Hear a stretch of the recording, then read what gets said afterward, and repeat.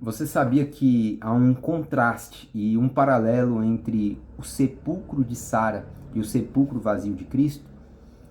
O sepulcro de Sara foi a garantia da terra prometida. Em Gênesis 23, Sara, esposa de Abraão, ela falece. E ao falecer, Abraão busca um local para sepultá-la. Embora Deus já tivesse prometido a terra de Canaã a Abraão, ele ainda não possuía nenhum pedaço da terra de forma legal. Por isso, ele escolhe comprar a caverna de Macpela junto com o campo que estava ao redor dos filhos de Ate por 400 ciclos de prata. É interessante que Abraão ele poderia ter exigido a terra apenas com base na promessa de Deus, mas ele escolheu comprar aquela terra. Isso demonstra a sua fé de que Deus realmente cumpriria a sua promessa e que seus descendentes herdariam a terra de Canaã. A posse da caverna serviu como um sinal concreto da futura posse total da terra prometida. Então, o sepulcro de Sara se torna um marco profético na história do povo de Israel e um marco profético da fidelidade de Deus. O local não era apenas um cemitério, mas um testemunho da promessa divina que Deus tinha feito a Abraão. Mais tarde, outros patriarcas, como o próprio Abraão, Isaac, Rebeca, Jacó e Lia, seriam enterrados naquele mesmo local, reforçando o conceito de que essa terra pertencia à família de Abraão através da palavra profética que Deus tinha falado que a terra seria dele. E o sepulcro vazio de Jesus é a garantia da nossa herança celestial. Quando nós olhamos para o Novo Testamento, vemos uma semelhança e um contraste nessa história. Enquanto Abraão garantiu um pedaço da terra prometida com um sepulcro cheio, a nossa garantia da promessa eterna está em um sepulcro vazio. Abraão garantiu um pedaço da terra prometida com um sepulcro cheio, e a nossa garantia da promessa da vida eterna está em um sepulcro vazio. A ressurreição de Jesus é a base da nossa esperança. Ele não apenas morreu, mas ele venceu a morte, garantindo a nossa herança celestial. Em 1 Coríntios 15, do 20 ao 22, Paulo afirma que Cristo é a primícia dos que dormem, ou seja, sua ressurreição é a prova de que nós também ressuscitaremos. Aliás, Paulo diz que se Cristo morreu e não ressuscitou, vã é a nossa fé. E se nós esperamos Cristo apenas nessa vida, nós somos os homens mais miseráveis do mundo.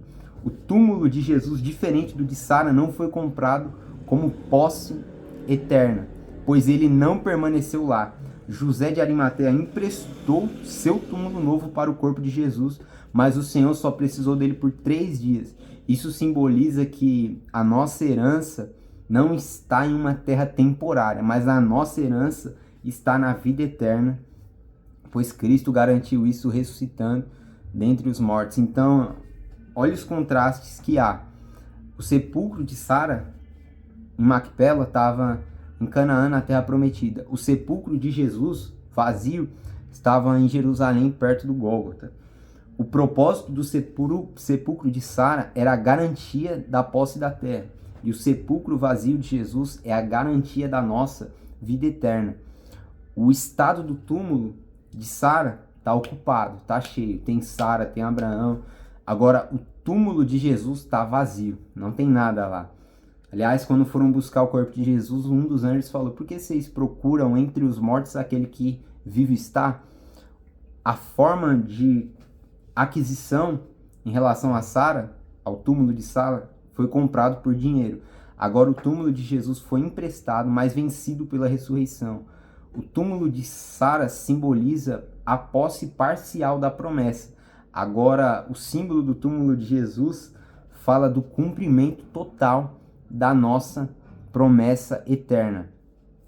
A herança garantida em relação ao túmulo de Sara era a terra física de Israel, e a herança garantida em relação ao túmulo vazio de Jesus é o reino eterno de Deus.